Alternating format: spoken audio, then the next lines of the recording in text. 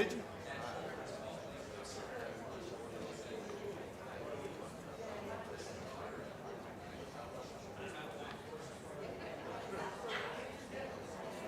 What did he say? She said.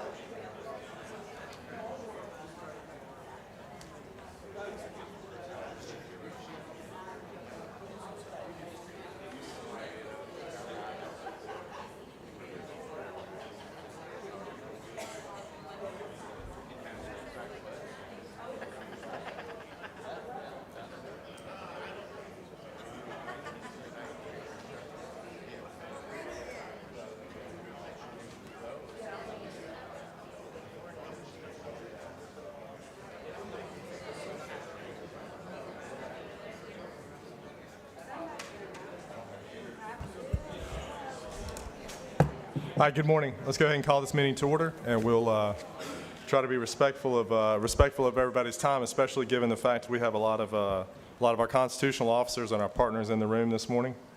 Please turn your cell phone to the vibrate, silence, or off setting.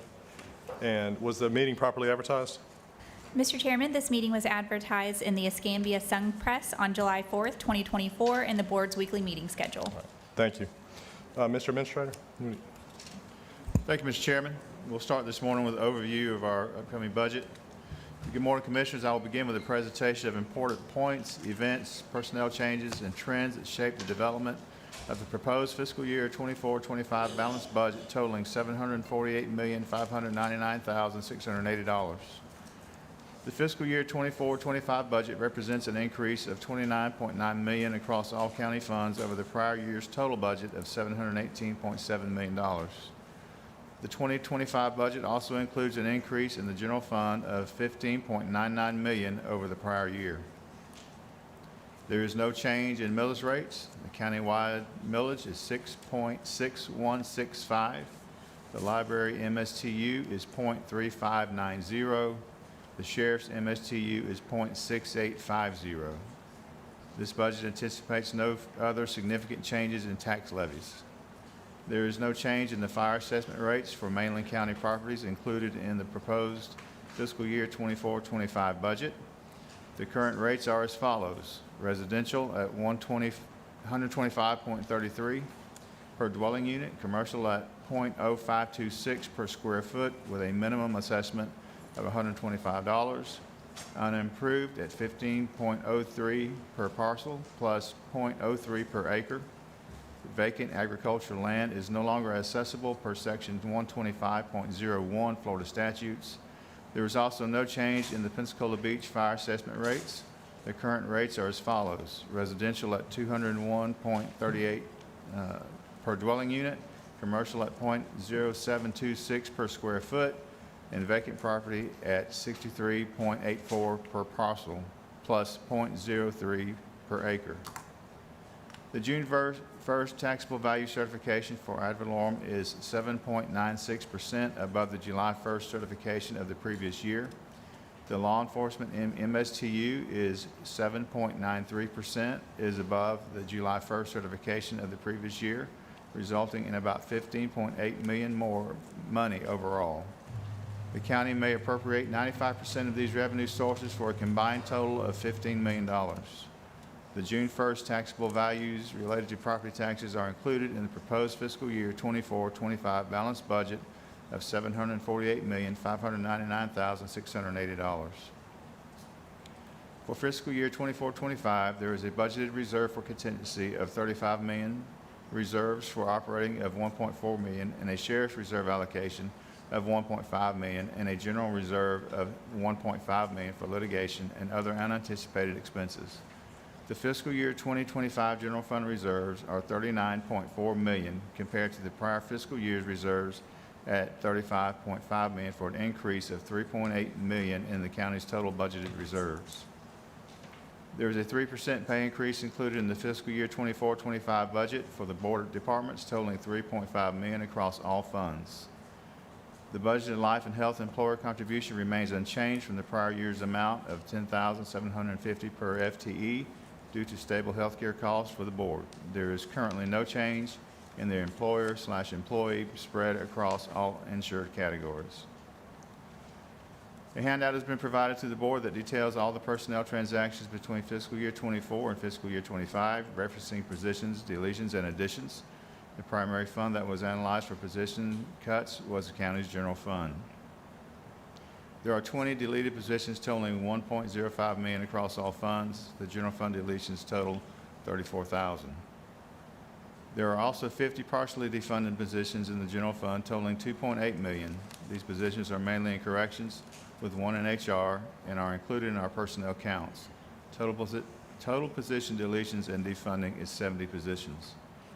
There are a total of 16 added positions for the board, totaling $1.5 million across all funds, with $431,000 in the general fund, $124,500 in the transportation trust fund, $70,000 in the fire protection fund, and $464,000 in the EMS fund. The total net changes in the personnel cost is a decrease of $2.3 million, with an overall net decrease of 4 positions for the board. Community partners and state mandates. The board directed staff to remove certain community partners from our annual partner list that are state mandated or have an interlocal agreement in place. That includes $145,700 for the Gulf Coast Kids House for abused children, $43,938 for the general fund portion of legal aid court services, and $125,000 for the Escambia County Human Relations Commission. These funding requests are non-discretionary and are included in the fiscal year 2025 budget. A total of $944,680 is available in the general fund for community partner funding requests for 24-25. There are also allocations of $40,815 for the West Florida Regional Planning Council and $126,350,000 for the estuary program.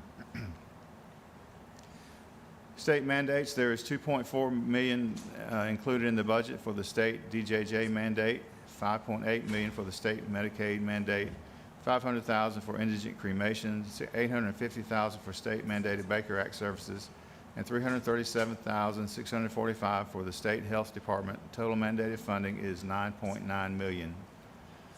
The DOMS, the medical examiner, there is a $2,813,667 included in the fiscal year 24-25 budget for the medical examiner. That includes an increase of $142,000 over the prior year.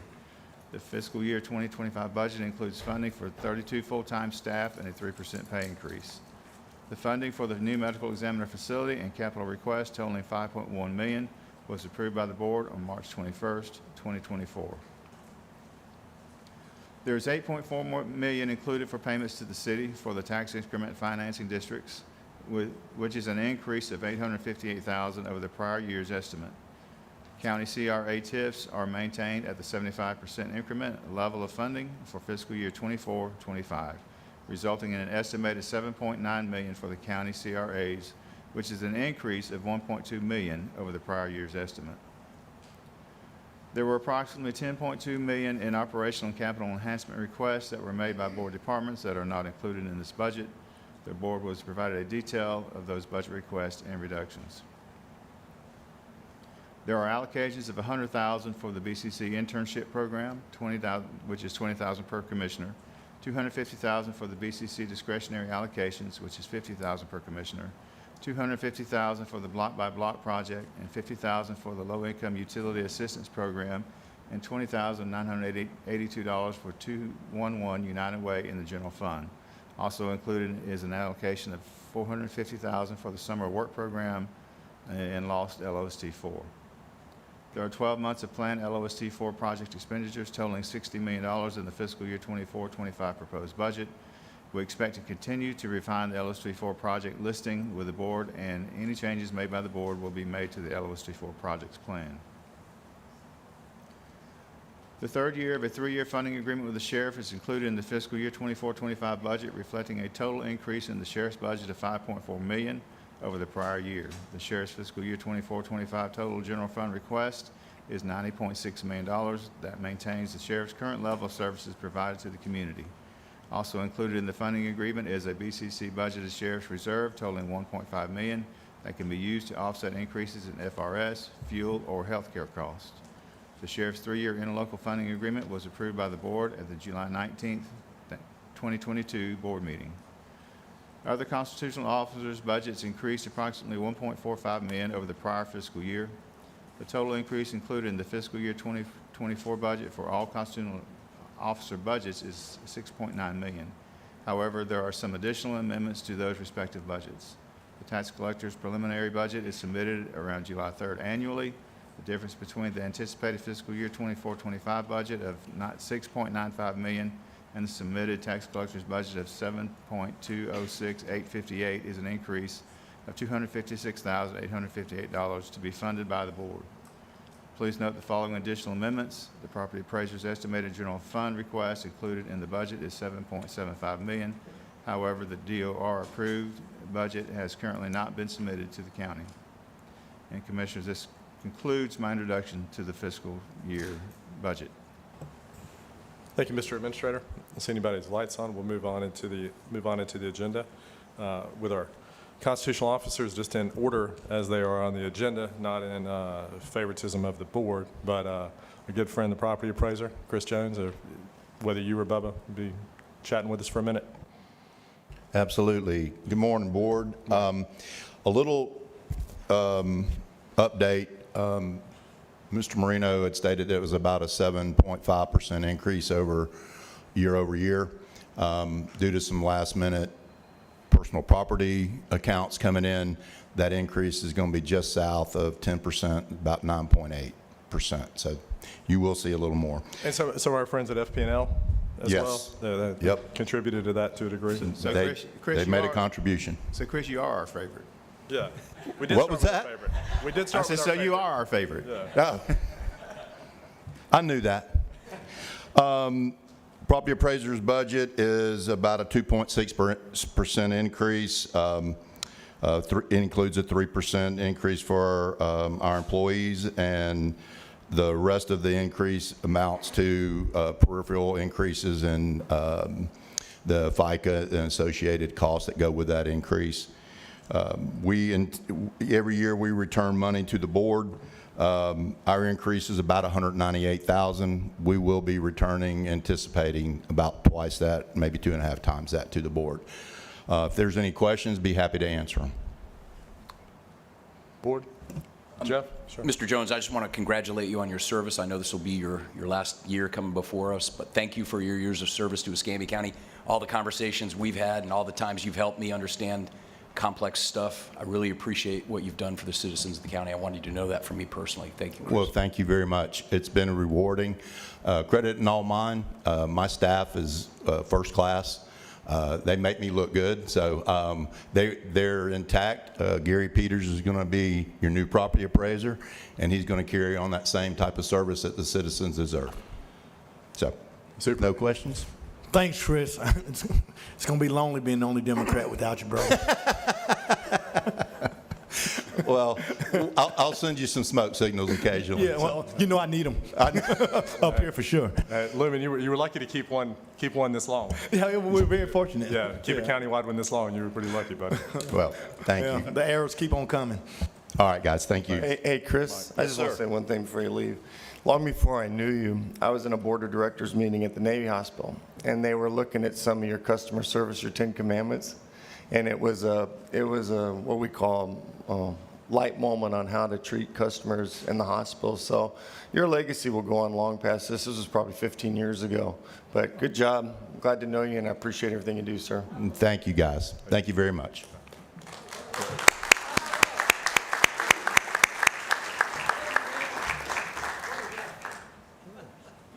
Scott Lunsford, Mr. Tax Collector. Did not expect that level of reverie, but we're so glad you're here, my friend. Glad to be here. Good Yeah. morning, Commissioners. First, I'd like to say our building is coming along fine up on North Palafox. We really appreciate your support on that. Liz and Rob have done a good job of keeping that thing moving. It's on schedule. So, again, we appreciate you for that. I just want to mention one thing real quick before we talk about the budget. We spent a lot of time in the last 12, 18 months building a military portal. One of the issues we see in our office is military serving around the country, around the world, different time zones, really have a tough time renewing and staying in compliance. So we built a military portal to allow them to do that. We're working with a vendor to make it where it's available across the state. So hopefully, pretty soon, all of our military service members from Florida will be able to do business with tax collectors very efficiently. Good. Our budget this year, our request from you is going to be $7,206,858, which is an increase of about $862,000 by our estimation. And we're basically budgeting a 3% increase, and as Honorable Jones said, the rest of it is FICA, insurance, and just inflation costs that we can't control ourselves. So we do anticipate a very sizable return this year to you, and just doing everything we can to keep the budget as small as we can. You got to pay for that building. Sir? So we got to pay for that building. So I I'm doing my appreciate that. best. Absolutely. You know, I made that commitment, and we're doing our best to help with that. Yeah, thank you. And I appreciate y'all doing some mobile days, especially in the, north part of District 5 where, where it's harder, it's harder for some folks to get around. And I appreciate y'all doing some mobile days up in, up in Walnut Hill area and Century as well. And, Yeah, we had a real good day in Walnut Hill. I think we had about 20 transactions, which is good for that small of a community. yeah, well, it's, I appreciate that. Board? Yep. Don't see any lights. I would also like to just say sorry, thanks Wes. for your support to the homeless initiatives that we have going on. You always bring your team out and create IDs for the homeless folks, which opens them up to a whole lot of opportunity to go home or go other places or just to receive other additional benefits. And you're always there smiling, and you're always working the crowd, and I appreciate that very much. Well, we're trying, and we'd like to see that happen across the state. It's a good program, and we're just proud to be part of it. And we keep, as I travel the state, talking to other collectors, trying to get them more involved in it, because that's the key to getting these folks moving forward, is some identification. It is, absolutely. Very supportive. Appreciate it. Thank you. Thank you, Scott. Yes, sir. Absolutely. Next is Supervisor of Elections, Robert Bender. I see Sonia. Thank you. Good morning, Board. Morning. Just first off, want to say thank you for our local option sales tax allocations. David ordered a whole bunch of new machines that will hopefully keep us where we need to be for the next 15 years. He did leave me to pay the bill, but luckily the money was already there. So we do have new tabulation equipment for our DS300s and 950s. We are looking at maybe going to some new electronic poll books, similar to what we used during early voting for the 2026. But also, we very much appreciate the new roof that's coming, hopefully in a couple weeks. The leaks are getting worse, and so we're appreciative of that. Our budget is down a little bit from this year. We do have the general that falls in this election cycle, so we have longer early voting and things like that, but we tried to cut as much as we can, so I think it's probably close to about a 2% decrease.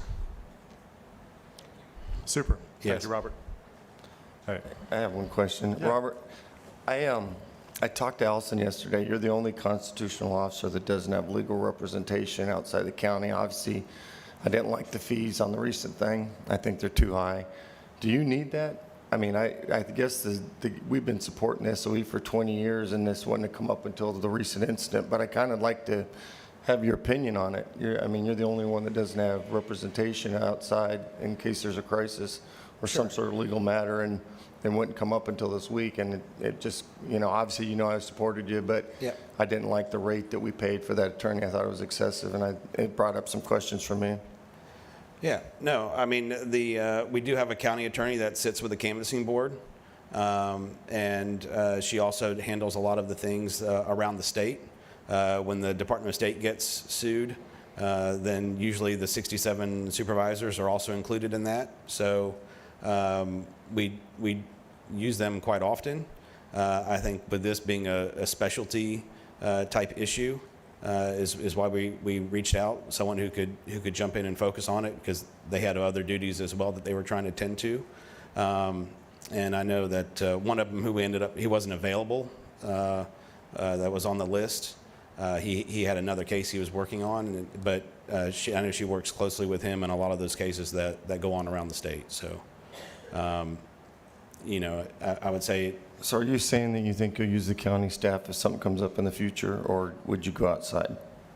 It depends on what it is. I would say that we did utilize county staff quite a bit in doing research and trying to keep those costs down for the outside law firm.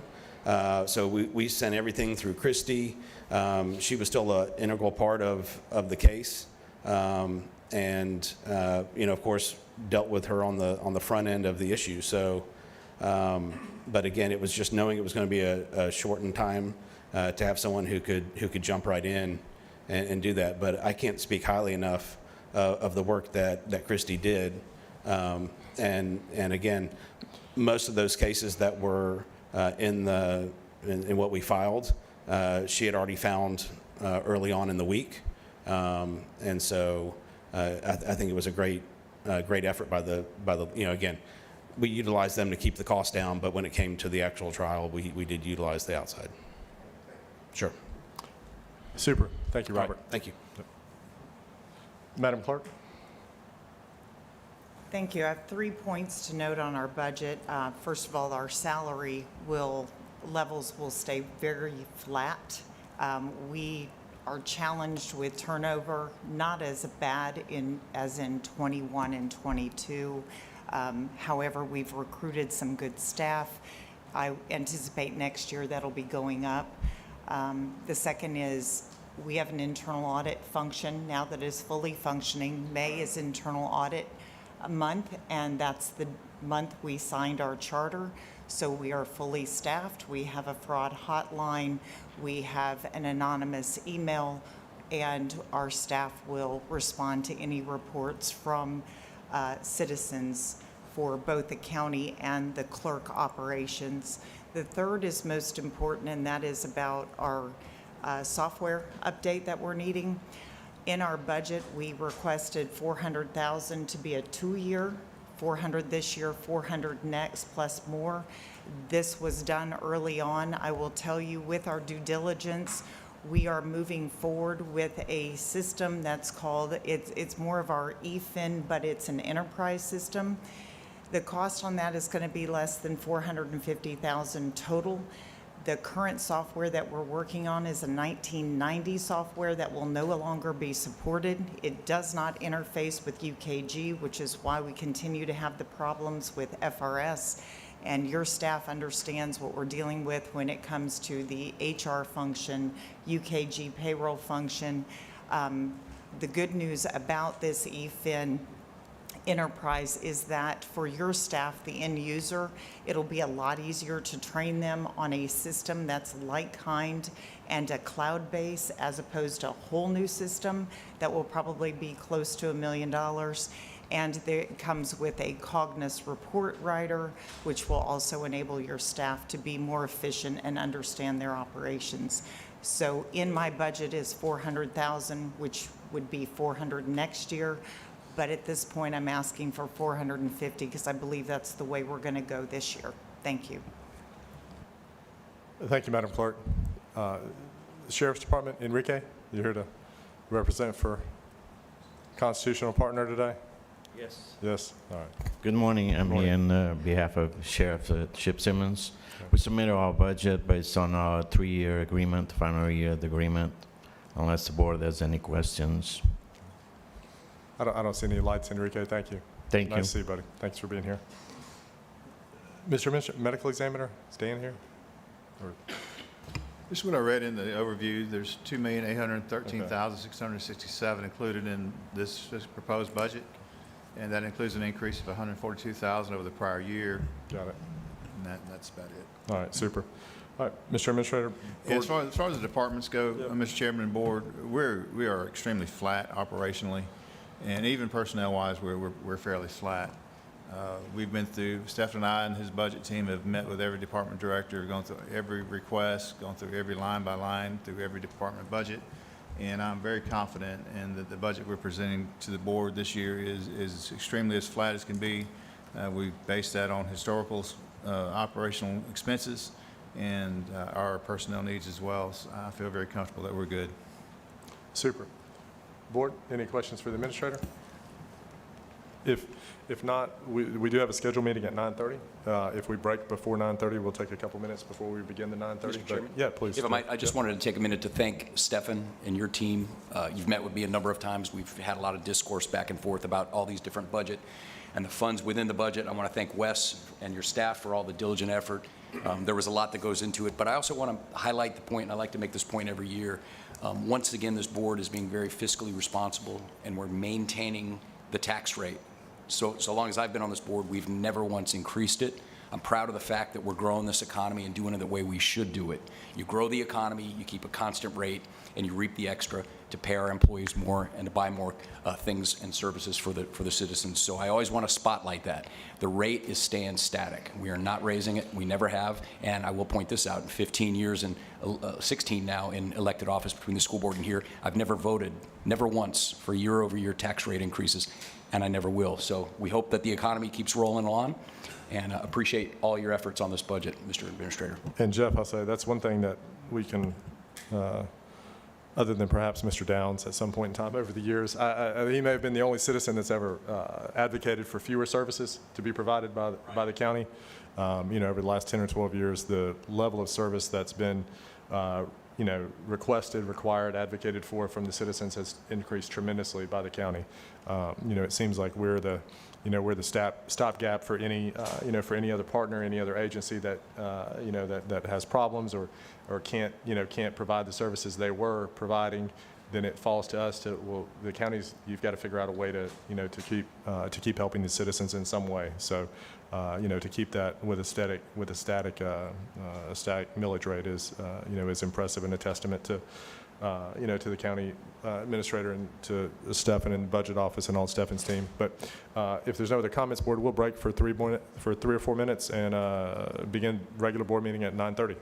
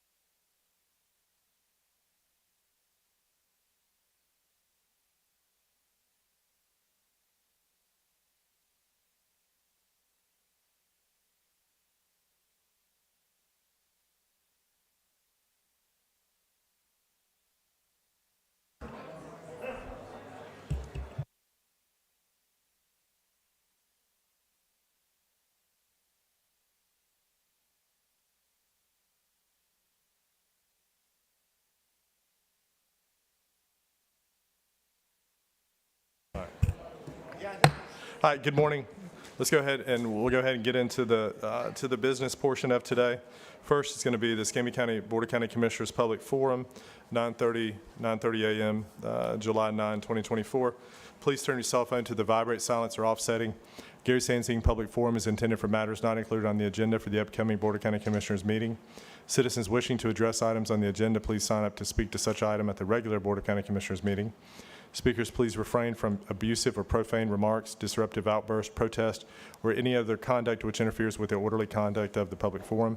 Each speaker will be limited to 3 minutes unless otherwise determined by the chairperson to allow sufficient time for all speakers.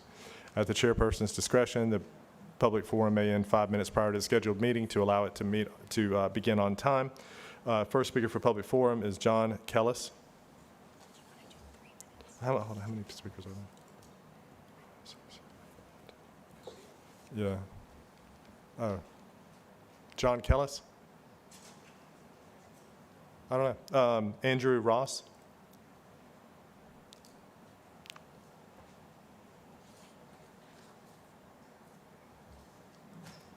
Morning. Yeah.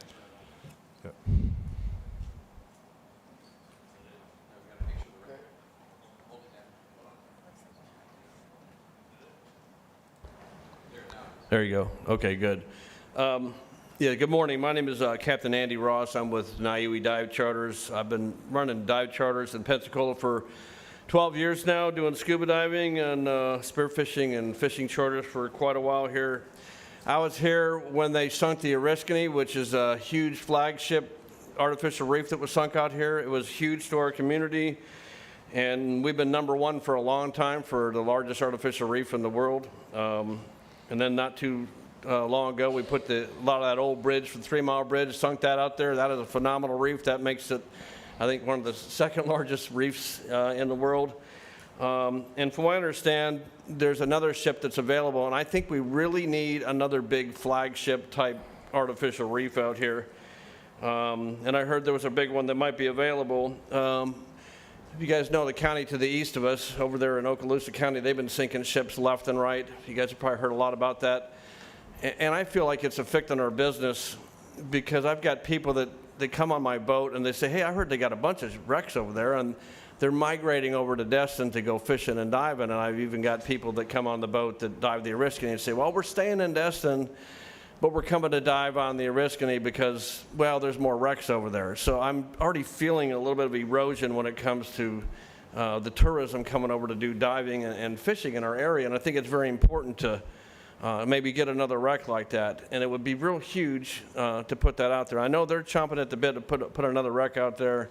And some of these very large ships that are as big as the Oriskany, that would put us back on the map. And we would be it would probably double my business, where I'd have to add another boat if we had another ship like that. So I think there's one that's available, and I think the Marine Advisory Committee meeting has some information on that, and they may actually be able to present some stuff like that for you. But I just think it's really important that we start focusing on this flagship type wreck that would bring a lot to our community. And there's been studies, I guess, that showed, if you read some stuff, I think that one of the professors up at the University of West Florida did, the income that came in off of from the Oriskany was like 100 to 1. So every dollar you spent, you had $100 coming into the community. So it's something to think about. And I know there's a lot of other priorities on the list, but I think it's a big one for us in our community to get another big wreck out here. So if you guys can please consider that when you see it come on the list. All right. Thank you, Andrew. Thank you. John Kellis, I saw you walk back in.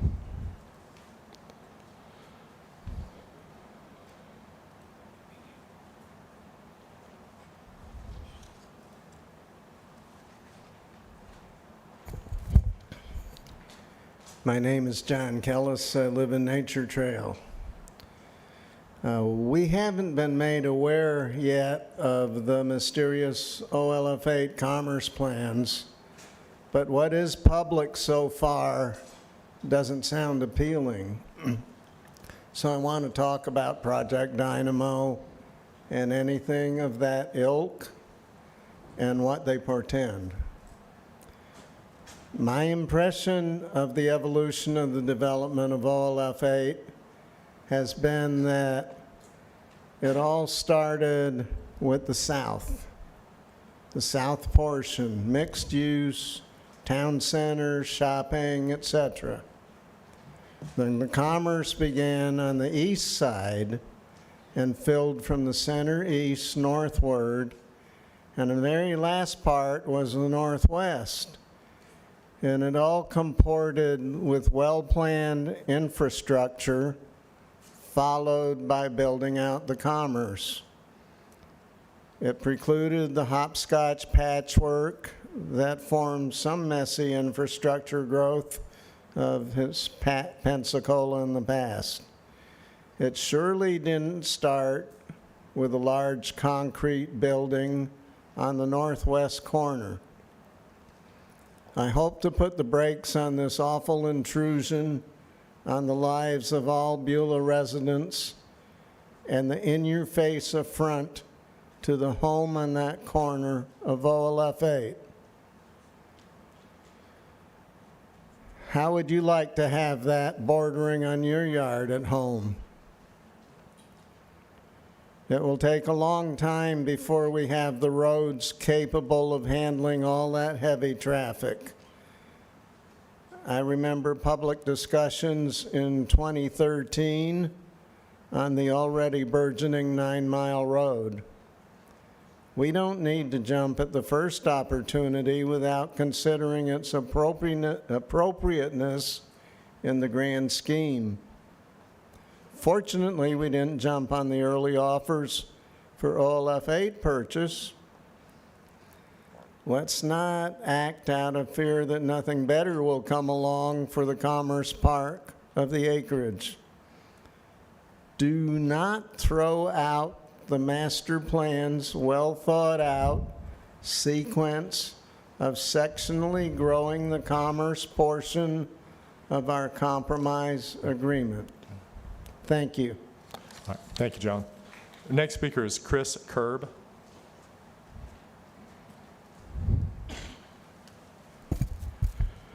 I'll be real brief. Went to a candidates forum last night in Santa Rosa County, so I didn't really prepare anything. But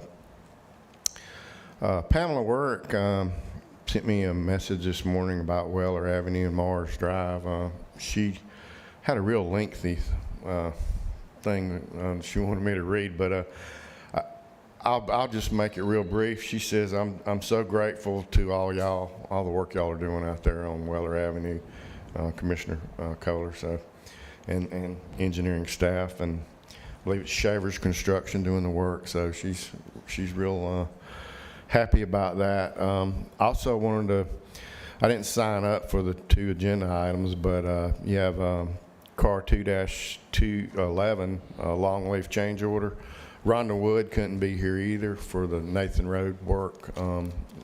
Commissioner Bergosh, appreciate y'all getting that worked out, engineering again, working that out with that development at the end of Nathan Road and the contractor there. And just want to rise in support for the Perdido Estates public hearing that y'all are scheduling for the MSBU. And I'll leave it at that. I know y'all got a lot on your plate today, so I don't want to take up too much time. Thank you. Thank you, Chris. The next speaker is Kathy Rushing.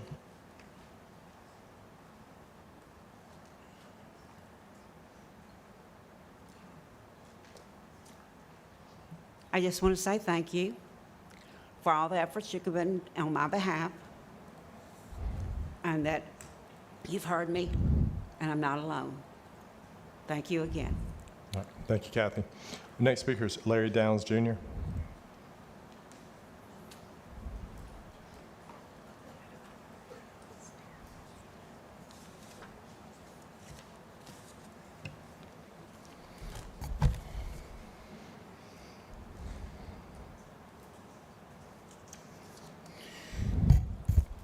Larry Downs Jr. Plumbing, LLC, because fecal matters. All right, I got my timer going here. I want to make sure. These are the propaganda pages. Y'all are familiar with those going back to 2020. I got a whole room full of this nonsense. Anyways, I'm still looking for that apology for y'all doing this right here. If y'all remember, this was the funniest thing ever right here. Hold on. This is what I'm told y'all were doing. Trust the experts. Trust the experts. Trust the science. Trust the science. CDC, CDC. Dr. Fauci. Dr. Fauci, y'all remember that? Oh, Larry, we're just following, we're doing what the experts tell us. Y'all apologize for closing down the outdoors. Apologize. You know, we elected y'all to be leaders, a leadership, position, not a fellowship position. That's pretty, it's pretty sad that y'all couldn't open up your, your minds and look for some real science. Not the science behind the money, the CDC, the FDA. Do y'all know that 70% of the people don't trust none of those? How would y'all? Why? How could a plumber see it from day one? But y'all couldn't? You couldn't even look into it? I mean, Barry, you were outside with a mask on. The mask was nonsense, non-science. Apologize for promoting that. There's still signs out there on that wall, which I would like to take with me tonight with y'all's permission, since we kind of own it. This coronavirus crap out there telling you to wear your mask inside and all that. I'd like to have that. Right. I still got time. No, we got 3 minutes, right? no, you got 2 minutes. 2 minutes? It's been determined. Y'all have a lot of people here? Yes, we do. Holy shit. Well, listen, real quick. Larry, that's it. Thank you. Hey, the ambulance service. My dad had a stroke. Larry. You hear me? Had to wait 4.5 hours. Larry, your time is up. Thank you. Okay. Thank you. Y'all shouldn't be in the monopoly Larry. business of the ambulance. Larry. Oh, Larry. Next speaker is Mark Murray.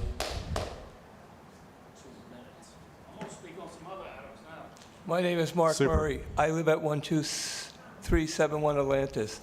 I filed complaints with the code enforcement. My neighbors decided to redo their property without permits.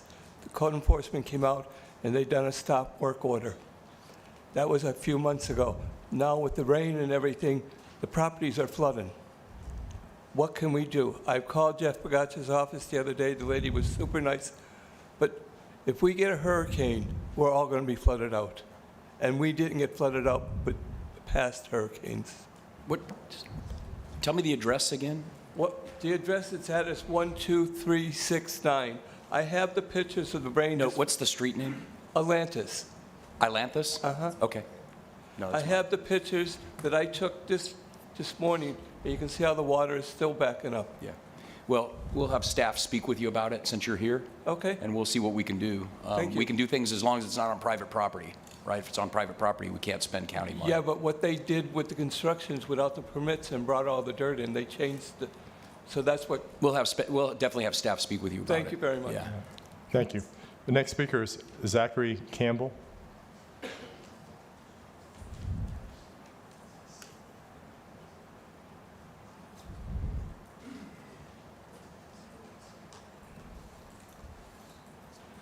My name is Zachary Campbell, and I live on Frank Reeder Road. My property is going to border the OLF 8 Mystery Corporation.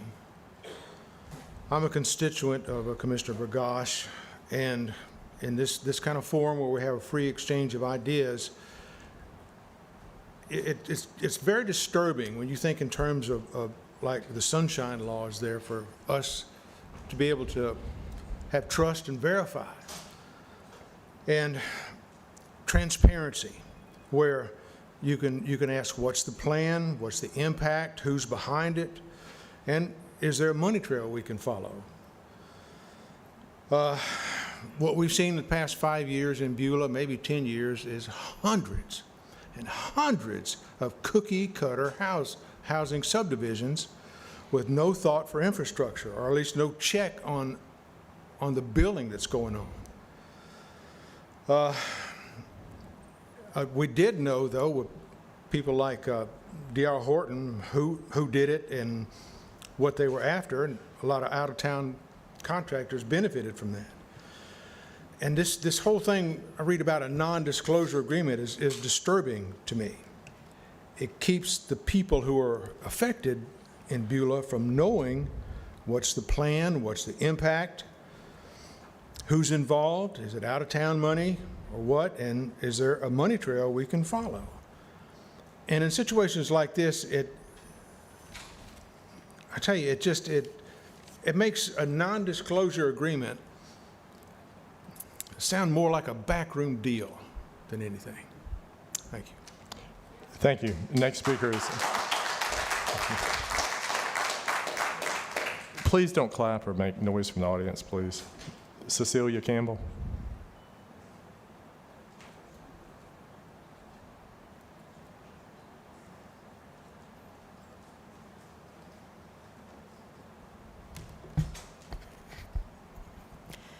My name's Cecilia Campbell. That was my husband. We live on the corner of OLF 8 and Frank Reeder Road in Beulah. We are very weary of finding time to come down and speak and feel like our words are meaningless. And I think I'll just have to share something with you. When I put my phone down in the car, I had my Bible app, always gives me the verse of the day, and I needed to hear this morning. Be of good courage, and he shall strengthen your heart, all ye that hope in the Lord. That's Psalm 31:24. I was very happily retired, trusting in the county commissioners to do what was right for us. I had to step out of my comfort zone. I can stand in front of a packed Civic Center for a red ribbon rally with my chorus, but speaking like this is not in my wheelhouse. It's no fun. And I was very encouraged, especially when my commissioner was on board with some excellent plans that would not put bays of semis next door to me rolling down a 2-lane road. And I know that we have plans for Frank Reeder Road. And what disturbs me is that they want to take my land to accommodate this mystery corporation. That's what really struck a nerve. Oh, no, we're not doing this for the people at the far end of the road. We're doing this for this mystery corporation. The county's going to give them a slice of my land so they'll have easy access to this massive warehouse. What bothers me the most is that the first slide I saw at the first planning board meeting where DPZ's plan was being presented over on Fairfield Drive, they showed a slide that had rows and rows and rows and rows of warehouses, bays of 18-wheelers backed in. Cecilia. So this has been in the works for a while, apparently, since it's a mystery corporation. Thank you. Next speaker is Don Esty.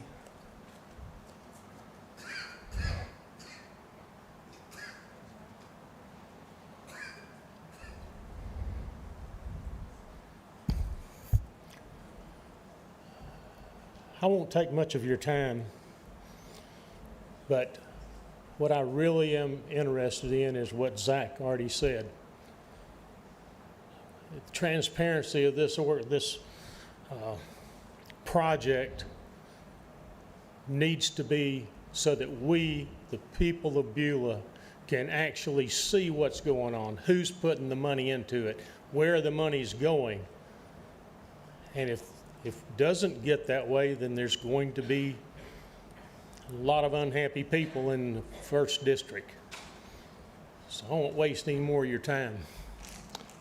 Next speaker is Teresa Blackwell.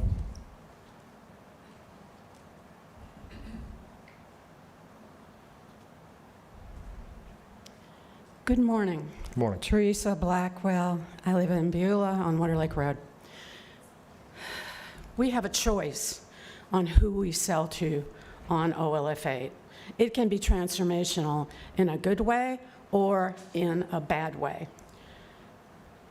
I will diverge in an unusual way. When I was young and we did something called dating, I did not go out with the first person who asked me out.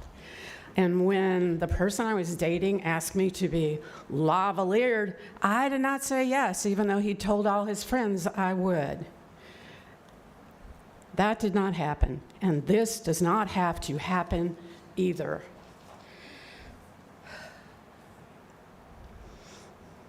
This will not be appropriate in a residential neighborhood.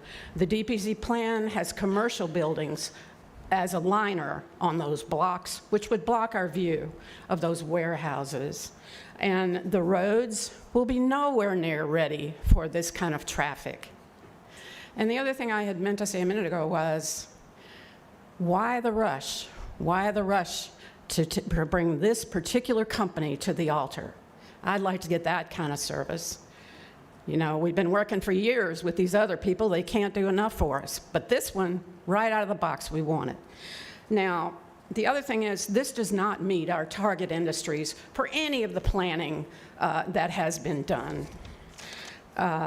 Florida West itself, it says they are moving for aerospace, cybersecurity, and manufacturing, advanced manufacturing, which they mentioned to go on the bluffs, not on OLF 8. I mean, we could possibly have accessory warehouses for something that produces a high-tech, advanced manufacturing product. Not just warehouses that have $34,000 a year jobs. You balance it. Is it worth it to have that or not? For $34,000 jobs, it is not. Thank you. Next speaker is Rex Scalniers or Scalniers. I'm sorry. Good morning. I can't bring you no good news, and I don't think anybody out here is bringing you any good news. It seems like a lot of people are upset with what you're doing, and I think that makes you responsible for that. My name is Rex Scalniers. I had a tree surgeon company 35 years here in Pensacola. My wife ran off with the Capitol Research Department, and that killed that and 6 kids. But I'm here today to speak on behalf of the homeless people. You might not see them unless you walk out this door. There's no place for them to use the bathroom, no place for them to eat. They arrest them every day and buy them bus tickets. Mr. Scalniers, please just a little quieter. That's all. Just a little quieter. Yeah, well, you got hours for other people, but you got 2 minutes for the people that put you in office. Wow. I don't have a college education, but let me say this. You are funding a stalking team that has been stalking me and the homeless people in downtown Pensacola, and they do have a plan, okay? I sleep on the sidewalk out here because I have mentally ill. I had a head injury, and schizophrenia set in, dementia. So I have a little bit of time left on this earth, and my time today is important to me because I'm missing my meal. I will not eat again today because I have no funds. You're financing Chip Simmons' stalking team that are stalking me and these people with unlimited resources. I've been put in jail 3 times. I've had my arm broke, my hand broke. I got hit in front of the federal courthouse and they lost the camera. I got hit and run by an undercover agent and they lost the film. Nobody can come up with a film. But you know what they did do? They gave me 44 days for telling the officer that came I got hit by a white car. 44 days in jail. 5 days in jail for dropping a piece of paper on the sidewalk. 5 days in jail for not having my blanket stored properly on the sidewalk. What you're doing, it's a shame. What you're allowed to be doing, it's a shame. Shame on you. Shame on the mayor. Shame on the chief and the Gestapo. I'm ashamed of all of y'all. I was born 2 miles from here. I was born 2 miles from here. I've been here all my life. I can't sit on the sidewalk without going to jail. Thank you, Mr. Scalniers. Thank you. Thank you. My question is, can I legally sit on the sidewalk without going to jail? Yes or no? I'm asking you, Barry. Yes or no? Can I sit on the sidewalk without going to jail? We're not law enforcement, Mr. Scalniers. I don't know. No, what you. exactly. No, I'm thank you. ashamed of you. Well, I'm sorry, and I'm sorry for what you've gone through. The next speaker is Emily Girth.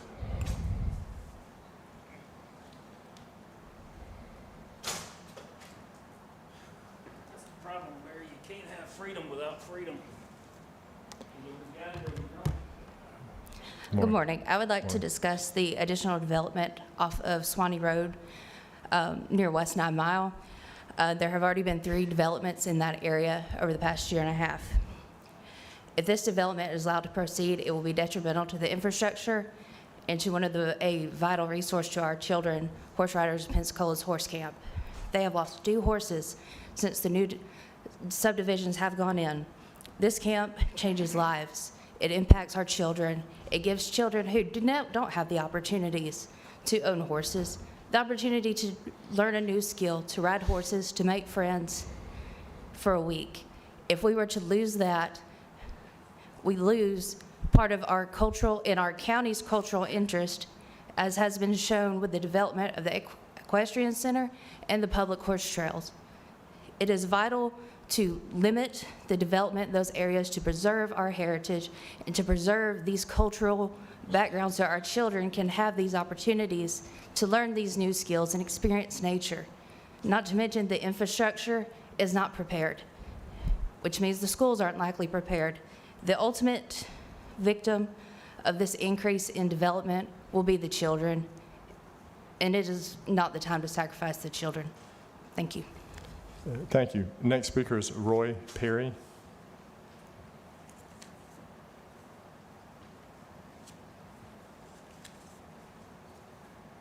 Good morning. I'm Roy Perry. I live in Beulah. And I'm going to read something someone wrote on Facebook. What's wrong with Warehouse? And here's what Jacqueline Emily Rogers said. There's nothing wrong with distribution centers. There's nothing wrong with landfills. There is nothing wrong with heavy commercial businesses, and there's nothing wrong with factories.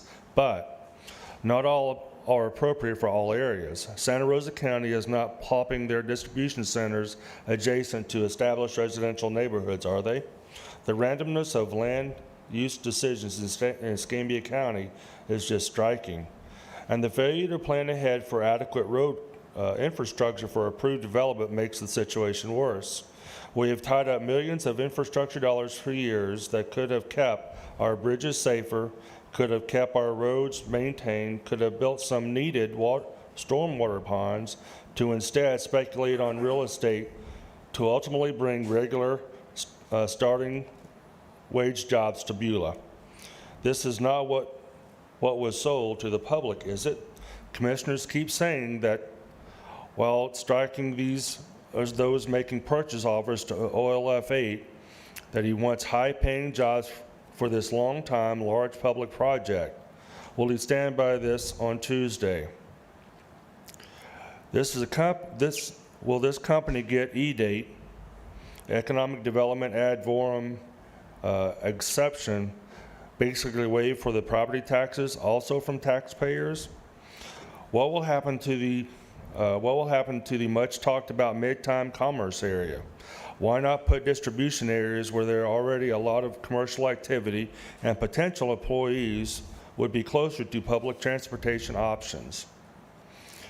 How can the commissioners even say that the distribution areas are compatible with existing uses on Frank Reeder Road? Mr. Perry, that's... Oh, okay. I'm reading fast. Florida Statute 163-3164, Community Planning Definitions. Compatibility means condition in which land uses or conditions can coexist relatively approximately to each other in stable fashion over time, that no use or condition is unduly negatively impacted Mr. Perry. directly or indirectly by other use conditions. Thank you, Mr. Perry. All right. Thank you. No, thank you. Next speaker is Cheryl Golden.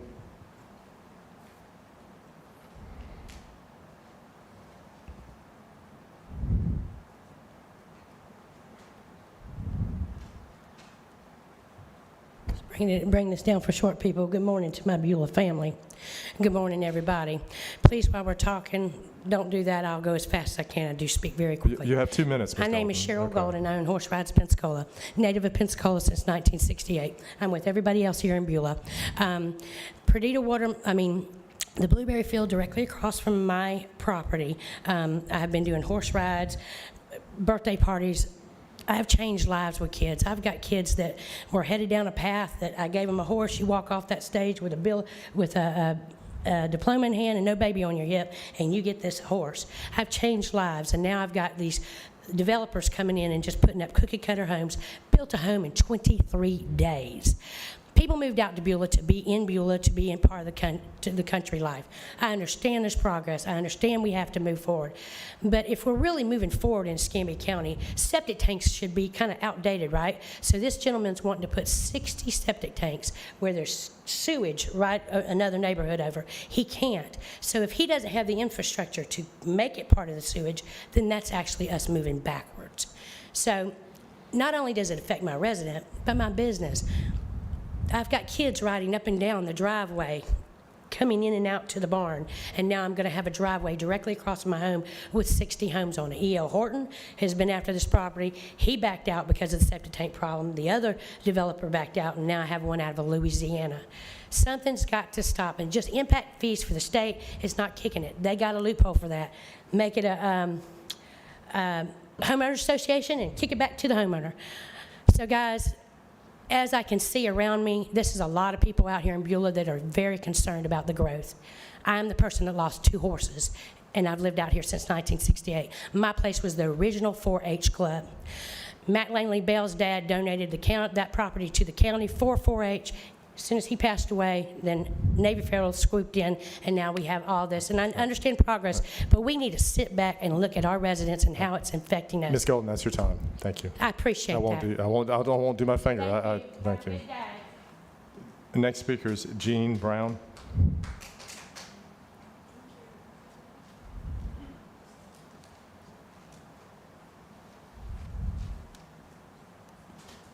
Good morning, Commissioners and Morning. everyone.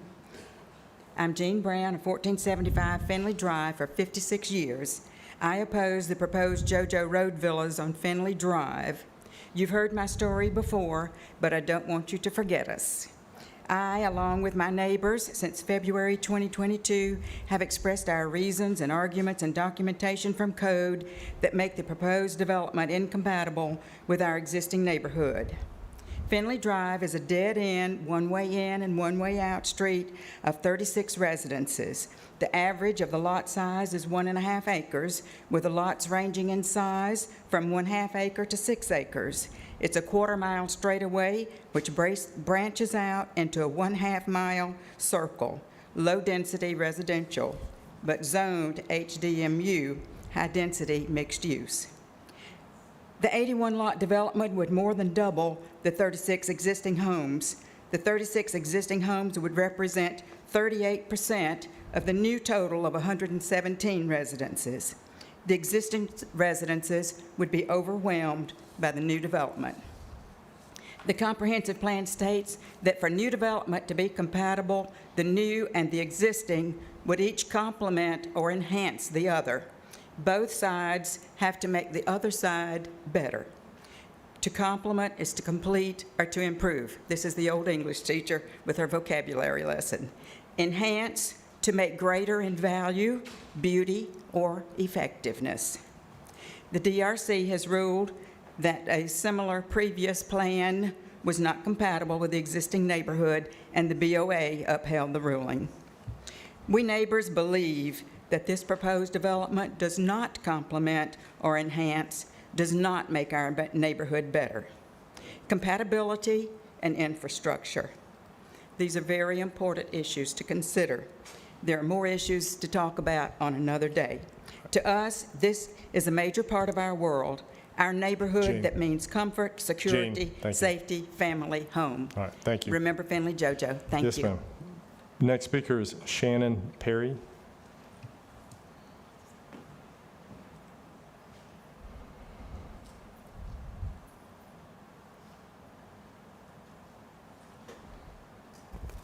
Hi, my name is Shannon Perry. I'm the wife of Roy Perry that spoke earlier. I'm a Beulah resident for only 3 years, but it's a place that we fell in love with and want to see it grow in the correct way. And I want to speak about a regional strategy that was developed for economic transformation in Northwest Florida. They targeted 5 areas in which our area could grow. One of those targeted areas is the aerospace and defense. Northwest Florida is close to approximately 5 other major aerospace OEM assembly places. That is one area where they said Northwest Florida could grow.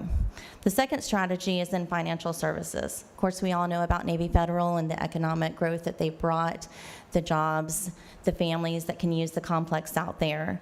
So another strategy they proposed was financial services. The third targeted area is water transportation. It's poised for healthy growth in the region, largely due to the success of the Eastern Shipbuilding in winning the significant U.S. Coast Guard Qatar shipbuilding contract. There's been a lot of growth in the region beyond the Bay County. The fourth is cybersecurity. That is always a hot place where there is continued growth. And with cybersecurity, there's high wage. High wages brings growth to our county. And finally, advanced manufacturing impacts many other clusters and offers high wage employment growth across the region. None of those strategies I mentioned are warehouses. The vision statement was a diverse and vibrant regional economy where Northwest Florida residents and businesses have a wealth of opportunities. A warehouse does not provide that at $16.50 per hour at $34,000 a year. Thank you. Thank you. All right, Board, that's all at the public forum, and if there's no objection, then we'll move straight into the board meeting. Everybody good with that? Okay. Let me call this meeting to order, 10:07 a.m., July 9, 2024. Please, this is regular Board of County Commissioners meeting, Escambia County Commission. Please turn your cell phone to the vibrate, silence, or off setting. Board of County Commissioners allows any person to speak regarding an item on the agenda. The speaker will be limited to 3 minutes unless otherwise determined by the chairperson to allow sufficient time for all speakers. Speakers, please refrain from abusive or profane remarks, disruptive outbursts, protest, or any other conduct which interferes with the orderly conduct of the meeting. Upon completion of the public comment period, discussion will be limited to board members and questions raised by the board. For the invocation this morning, Commissioner Kohler, I see your guest. Thank you, Mr. Chairman. Dr. Spain, we'd love to have you do the invocation and hear your comments. Thank you, Bill. Good morning, happy Tuesday. Good morning, happy Tuesday. What an honor. I was born here, went to high school here, worked here 51 years, lived in the same house in Cordova Park 53 years, and I love this place. I do. I brought my best friend. This is the Founder's Bible. It's half Bible, half American history, and it demonstrates the tremendous impact that God had on the founding of our country. We're going to ask the Holy Spirit to come take charge, and so to have the Holy Spirit take charge means humility and praise and thanksgiving. So if I may, I'd like to pray on my knees for you and for Escambia County.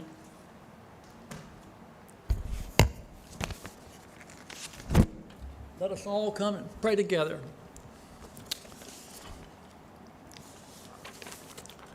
Come, Holy Spirit, come. Lord God, we come before you today with praise and thanksgiving because we know that you are God. Life is about you, not about us. You are source, you are life. How we love you and praise you and adore you. Thank you for being our Father. You are omnipotent, omniscient, omnipresent, holy, holy, holy. How we love you and praise you. We come before you today, Heavenly Father, with our hearts full of gratitude for the blessings that you have bestowed upon Escambia County throughout our history. From the placing of the cross on Pensacola Beach in 1559 to its role as a sanctuary city during our nation's Civil War, you have continuously showed favor on our beloved Northwest Florida.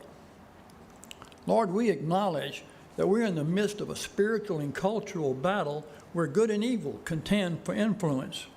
We recognize that to maintain your favor, we must trust in you, in the Holy Spirit, and in the power of virtue to uphold civility, teamwork, and our high quality of life.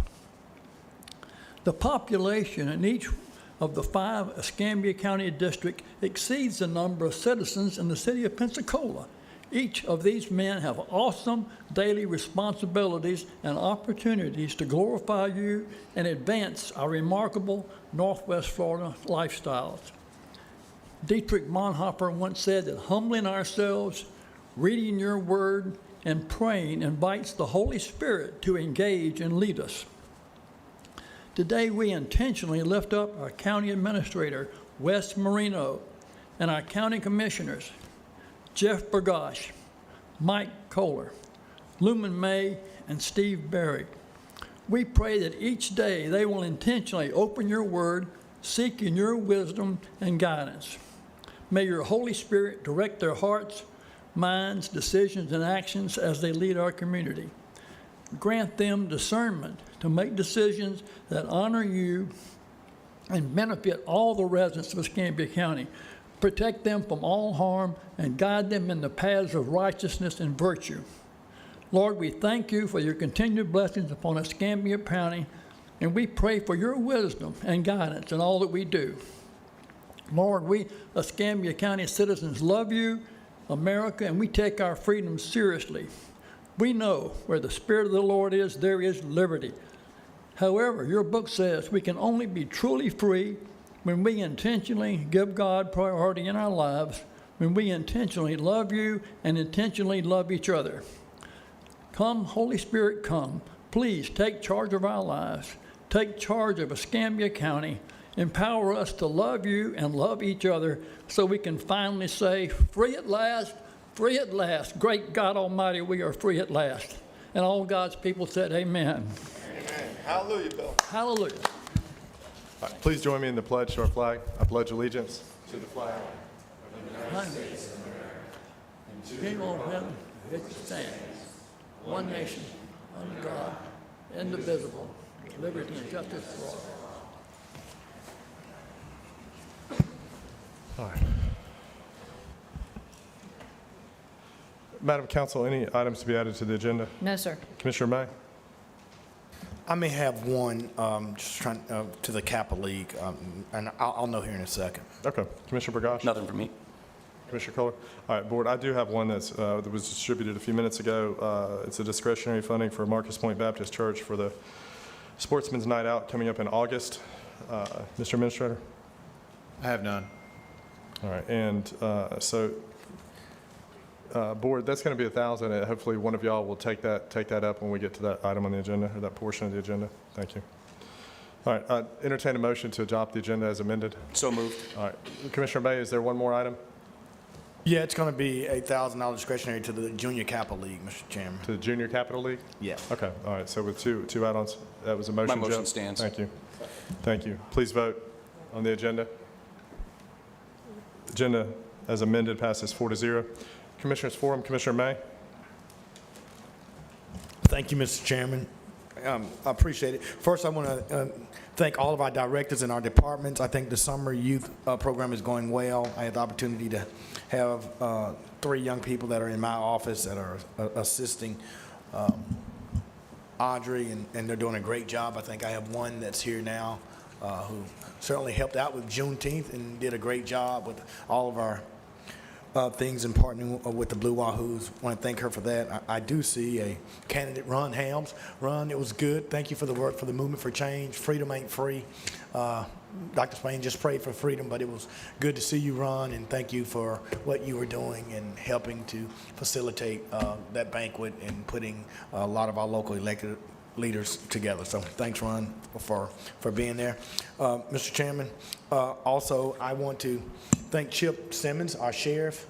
There were a string of shootings, people jumping off bridges. Unfortunately, we heard a lot about,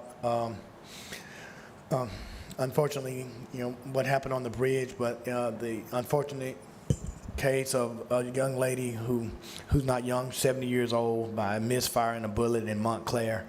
She was killed, and she'll be laid to rest. It was an unfortunate situation. Multiple shootings in the Montclair area, and some of the things I'll be talking about tonight at the Children's Trust. But I am working, and I think Wes is, we're working with Sheriff Simmons on the Avagon camera system, the real-time cameras. It was one of the things that Sheriff Simmons came to the Children's Trust to get assistance and was unsuccessful, but this real-time camera system has solved a lot of shootings. They were able to apprehend those who created such a horrific crime very quickly because of the fast action of our sheriff's department and the good work of the camera system that we're having in Montclair. We know that in these high crime areas, we really need to implement this system. So I'm going to be asking, obviously, that our children are safe. If anyone would see the video of all those children, elementary age, running and ducking and looking at the traumatic effect that has happened to those young people because of the senseless shootings and killings that we've had, and unfortunately many of those crimes have not been solved. And oftentimes people talk about, well, the residents are not talking or they're not snitching, but if you were afraid for your life, if you were afraid that if you testified that tomorrow your house would be shot up, I don't think that you would be volunteering to be a witness against some of these shootings. And so that's why this new system that Sheriff Simmons is putting in place is going to be very important to solving crime and keeping our children safe.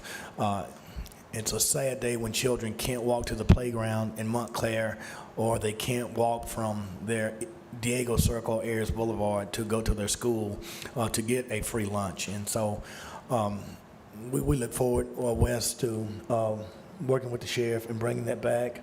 We're going to see what we can do in terms of CRA dollars and Children Trust, but hopefully we can find the support, because the shootings are not just in District 3.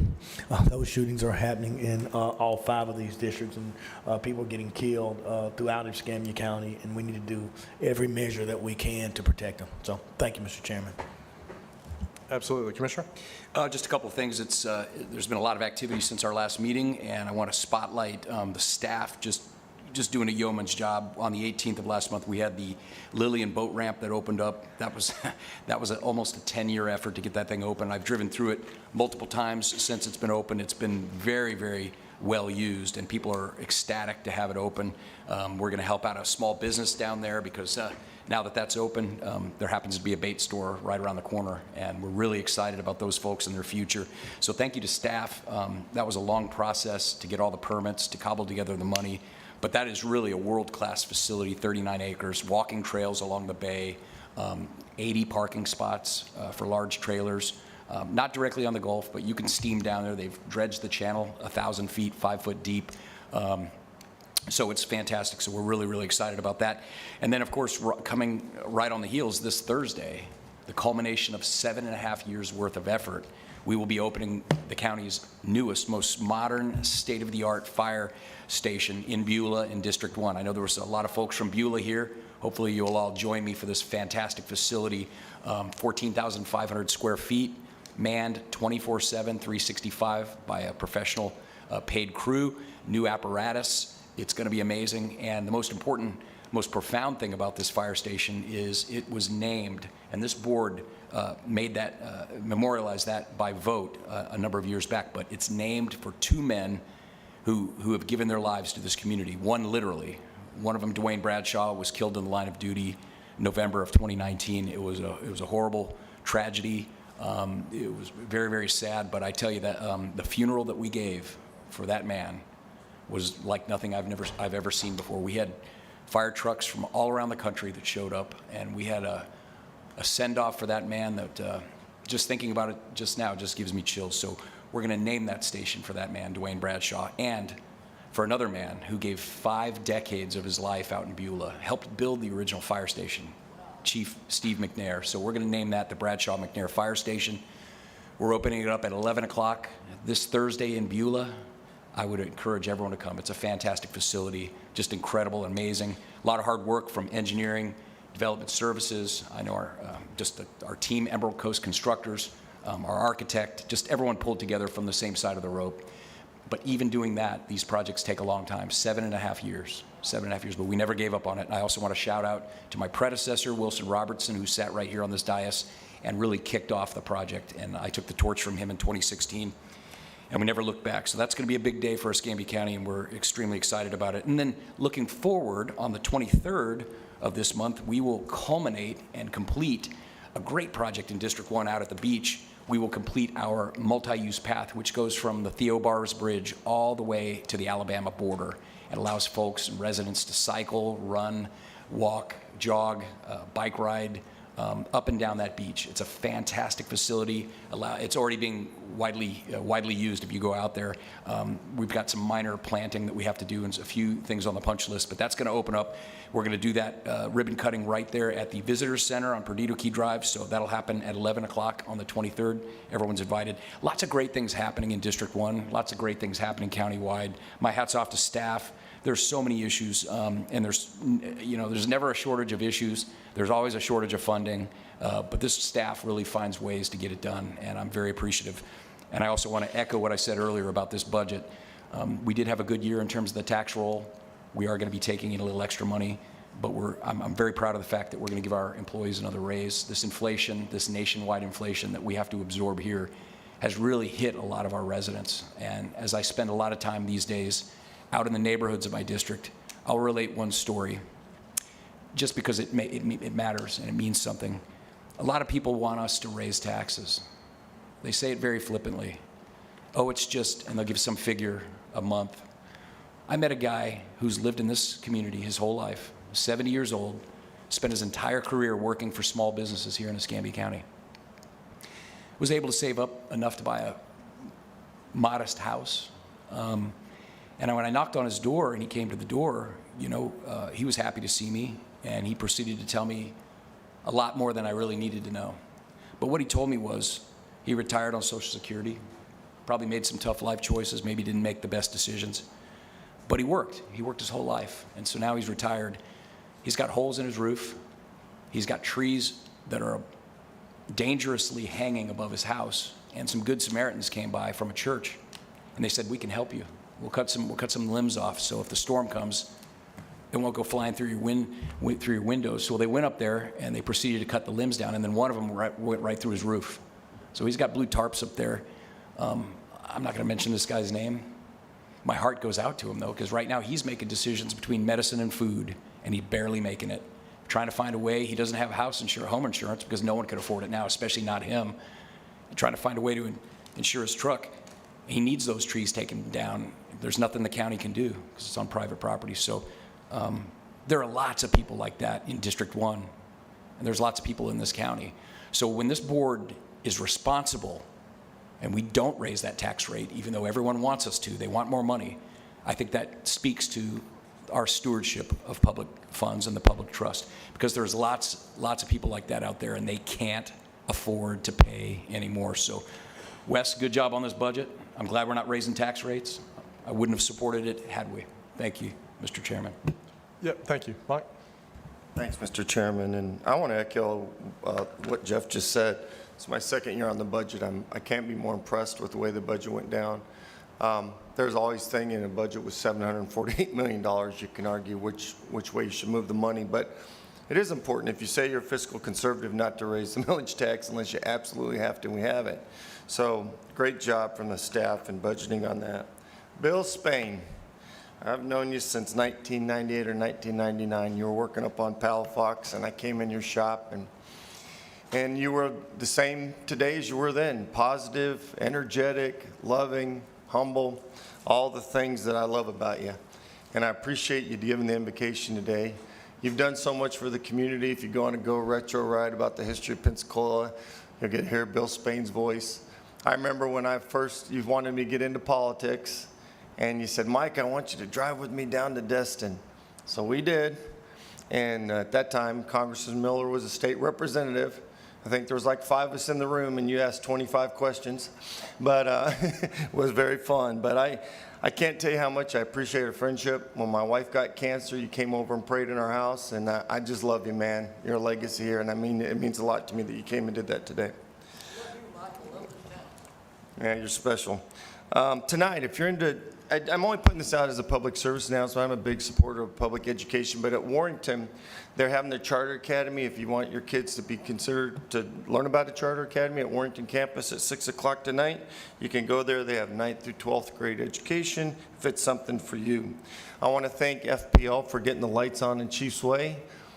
We also got the marquee at the back gate. I'm not sure if the power's up on that yet. Is it, Steve? Okay, good. So second shout out to FPL on that, because they're working on that. So that'll help with some of the information. It's a beautiful marquee. I think it looks absolutely awesome back there. So hopefully that'll help with some of the public direction and stuff like that. And the last thing, I'll just say as a positive, this weekend, obviously, we're so grateful to have the Blue Angels as part of our community. Thousands and thousands of people will get on the beach this weekend, and hopefully everyone will be safe. We'll bring in all kinds of money. We'll get to enjoy that. But if you're going out to the beach or you're just proud of them in our community, enjoy it, and everyone have a good time.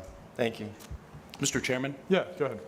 I neglected to mention, I had something on my list that if I might. Yeah, go ahead. I just want to say, sadly, we lost a number of employees have passed away from one department, which is really, I mean, it's horrible when anyone dies, but I want everyone to know my thoughts and prayers are with the family of Lieutenant Jerry Champion and Road Corrections Officer Daryl Goodale, who both passed away within 1 day of each other, and we got the sad email. So, Chief Powell, I'm sorry for your department's loss, and I'm just devastated for these families. And just know that they're in our thoughts and prayers. Thank you, Mr. Chairman. Thank you, Commissioner. And yeah, I certainly did not know Mr. Champion extremely well. He was very nice a handful of times I was around him. But I have known Daryl Goodell for a long time. He was a classmate of mine at school.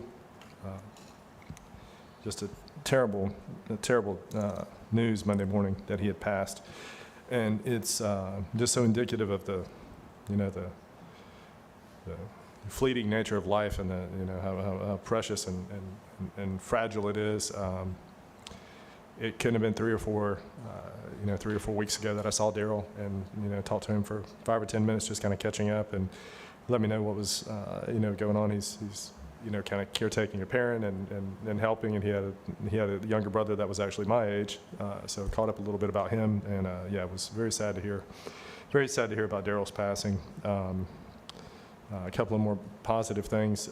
So we've got free dog and cat adoptions through the end of July. As a household with one of the Escambia County rescue dogs, she's been with us 8 years now, 8 years this month. So it's certainly a fantastic program that John's got there and runs a good department.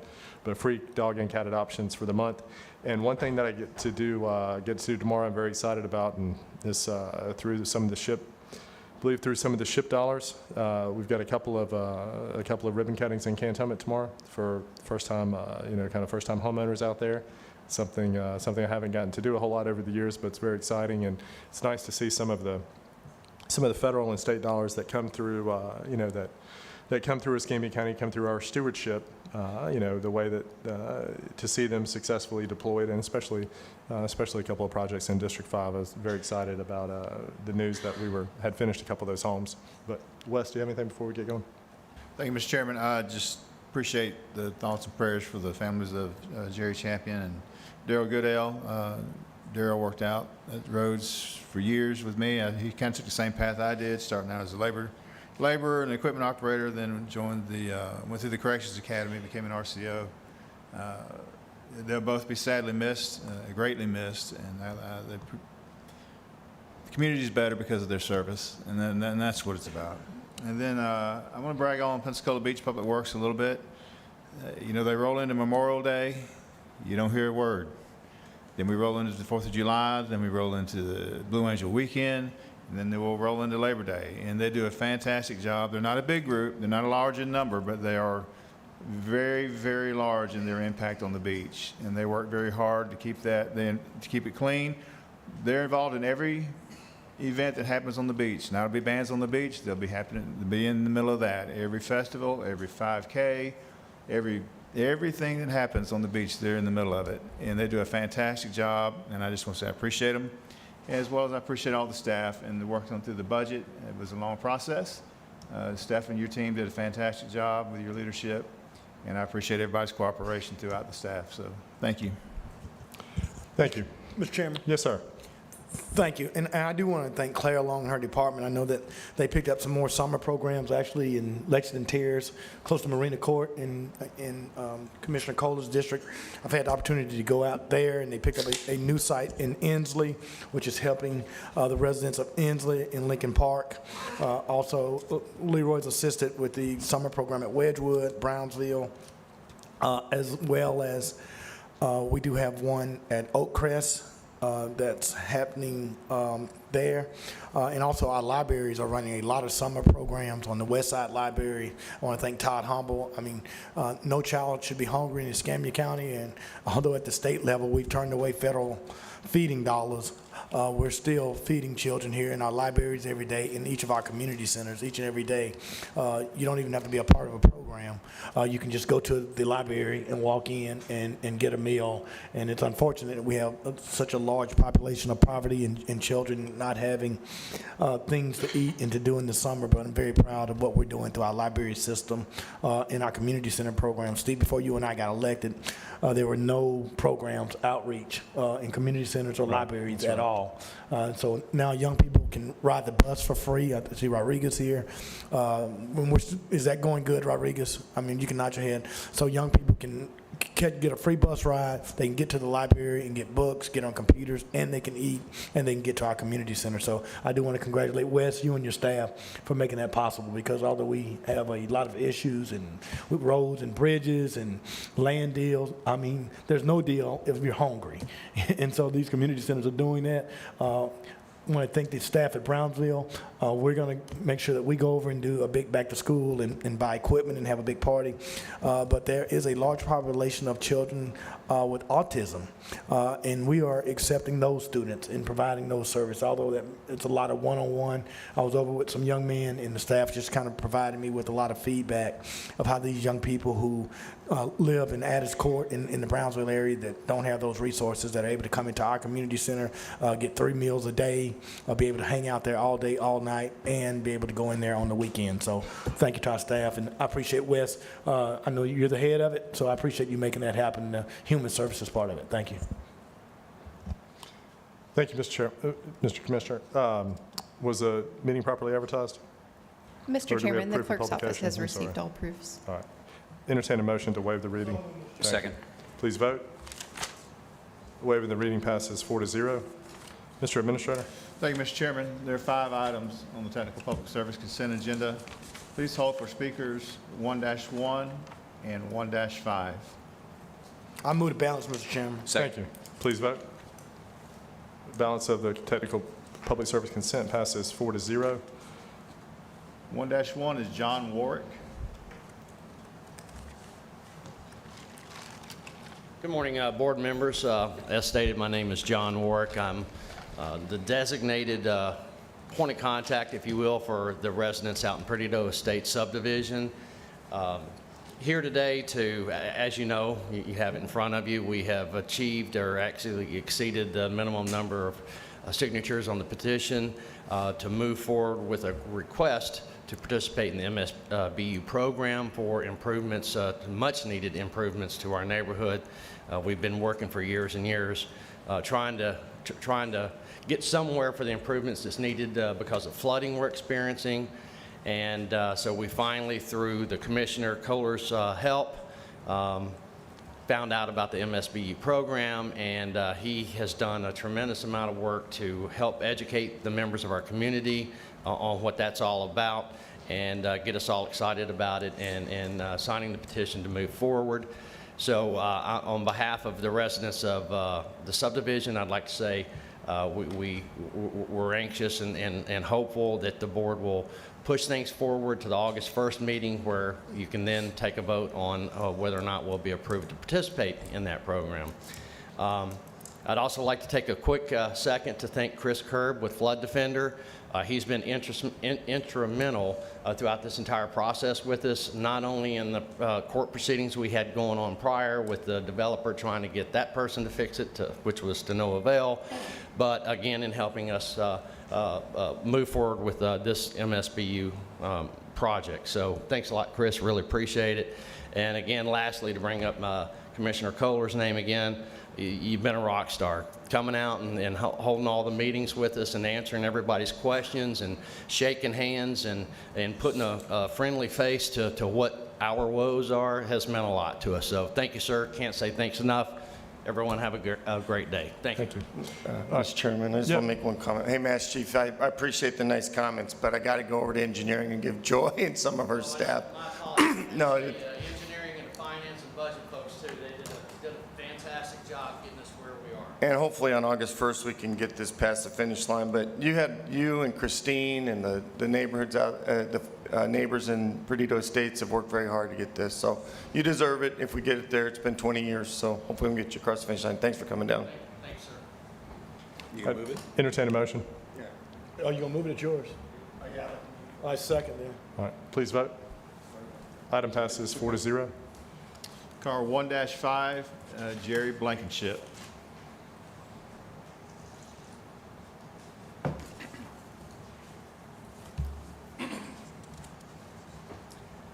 Good morning. I'm not very prepared about this because I just read the paper this morning and learned about it. The exchange with the Navy of the land where my house borders the park, Conroe Collins Park. I really have a lot of questions, but maybe I'll find answers to those. But my concerns are, will the access be the same, public access? Will the gopher tortoise habitat be maintained and protected? And who's going to maintain it if the Navy owns it now? Will it still be maintained? Will it, the pads and mowing and so on? And also the illegal ATV access that goes on there. Will that still be allowed? And the other thing I question is, we recently bought this house because it bordered this park, and now I'm concerned that it might change. The other attraction to that house was access to Trout Point that the Navy owns. We could walk or bike to that, and now we can't. I was hoping maybe the county commission could partner with the Navy and allow access to individuals to that park again, or Trout Point. Beautiful stretch of waterfront that now the neighborhood gated community has claimed it for their own. But that's all my concerns. Hopefully my concerns will be answered. Thank you. Thank you. Mr. Chairman? Yeah. Thank you for coming, sir. Tim, did you want to speak to that? Because I believe all those fears are allayed in the agreement with the Navy, so far as I can tell. Yes, sir, it is. We will maintain the ability to use that well, parcel. it's so the county is going to receive title to be able to build the new fire station. In exchange, we're providing a restrictive easement at the park. The county will continue to own it. It'll continue to operate as a park as it always has. It just will have some restrictive easements to make sure that for eternity, the land use in that place will be compatible with the base. Yeah. And so it's really a win-win deal. Your property is, you're not going to lose any rights, and it's going to be maintained that way in perpetuity. But in exchange for that with the Navy, which has been a 5.5-year process, by the way, we're going to be able to build a new fire station where it's desperately needed. There was a station there, Station 20, in my second year on this board. Then Administrator Jack Brown came to my office and said, we need to close it. They're only running one fire call a year. That's what he told me. Him and the public safety director came in my office and said that. What they didn't say was the ISO rating is going to go up for all the houses in a 5-mile radius, and their insurance is going to go up. They never told me that. They never told this board that. They closed that station. So for 5.5 years, we've been working with the U.S. Navy to get this property, to get the new fire station built. I'm proud that we're going to get it done, but as you hear, we're opening a new fire station in 2 days. That one's taken 7.5 years. These things take a long time in government, but sustained persistence brings them in. So I appreciate your concerns, but you will not lose any of your property rights or any of your use of the nearby park. We've made sure of that in the agreement. This is a great deal for the Escambia County taxpayer. It's a great deal for the U.S. Navy. Protects the flight mission, but more importantly, it adds important emergency response capability to Bower Road, Paradise Beach, and the Bronson Entertainment Complex, MWR Bronson. So this is the result of good governance and good government working together, hand in hand, to enhance services at a low cost. We're getting this 5 acres at 0 cost, and the Navy gets something that's very valuable to them. So this is a fantastic deal. I'm very proud of this, and the minute we get it, we're going to break ground. We're going to have a groundbreaking, and we're going to get that fire station put up. Wes has been working hard. His team's been working hard. This is a great day. Molly, I hope you're paying attention. This is a big deal. I'd like to see this. I know you have you had a blurb in today's paper, but this is a big deal for Escambia County. Thank you. Mr. Chairman, I agree with Commissioner Gosh on this. When I first got in, Debbie, we sat down and you asked about this property. I've never talked to Jeff about this property, but I went over to Jacksonville. You were on the phone, Steve, with the Admiral and the Chief of Staff and Mr. Cook, and they said they were going to get it done. I didn't think it'd take 16 months, but it's government, right? But this is a big deal, and he's right. This is a big deal. It butts up to my district, so I'm very favorable of this project. I want to see it move forward. You get on this side of Bauer and all that Gulf Beach Highway accidents, we need that support. So more so, Steve, you probably deserve a couple pats on the back. I'm sure you were dealing with the, he does. I don't know who you won't think, but I've talked to Village. Is he here from Jacksonville? Okay, you guys have switched up. But I know that the chain of command's changed over there. But tell him thank you and tell the Admiral thank you. It was greatly appreciated that you guys did the property for us and we got the transfer. It's great when we get a property for $1. I know we had to give up a little bit, but it's good. It's a big deal for Escambia County. Thank you. Super. Entertain a motion. I move the item. Thank you. All right, please vote. Item passes 3-0. Mr. Administrator. Thank you, Mr. Chairman. There are 21 items on the Budget Finance Consent Agenda, which is inclusive of Commissioner Berry's add-on and Commissioner May's add-on. Okay. The only change is to drop card 2-6. All right, and I need to hold 2-10 for an abstention from me. I move the balance. All right, please vote. Please vote. There you go. All right. Item, the balance of the balance of the Budget and Finance passes 4-0. All right, and 2-10 is concerning a change order number 2 on contract PD 2223.012 Merino Street, Stormwater Pond and Sidewalk Improvements. And let me read my abstention.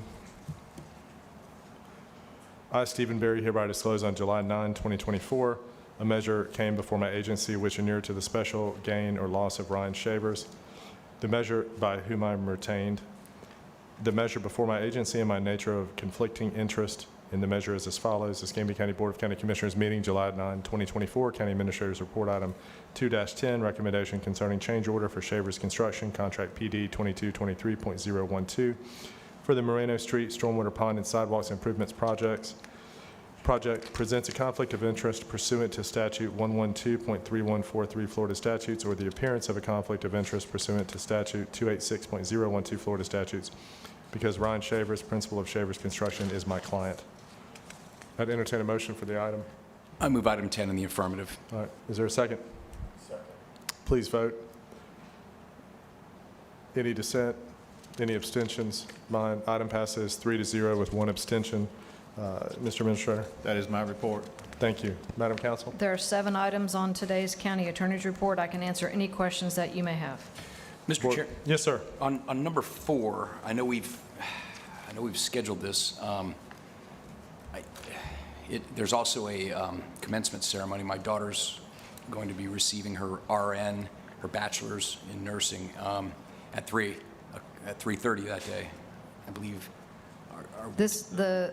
This one is at 8:30. Okay, but there's another one. Don't we have another one in the afternoon? Yes, My so apologies. there are multiple shade meetings being scheduled for August the 1st. The other 3 are scheduled, the other items, 5, 6, 7, are Yes. also shade meetings that are going to be very short in nature, but they're scheduled between 3:30 and 4:30 in the afternoon. Yeah, that's going to be challenging for me. I'm not going to miss my daughter's graduation. She's worked really hard.